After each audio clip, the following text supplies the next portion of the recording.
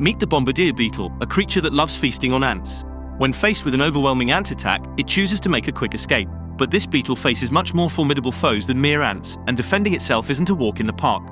To fend off threats, the Bombardier Beetle is equipped with 2 chemical tanks inside its body.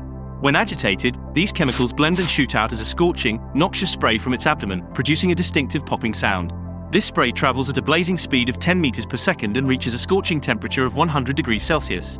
What's truly astonishing is how rapidly the beetle can fire off these shots. It can manage up to 500 shots per second. However, it has a limited supply of these chemicals, typically running out after about 30 shots. So, if the predators can't take it out quickly, they tend to leave the insect that shoots boiling water alone.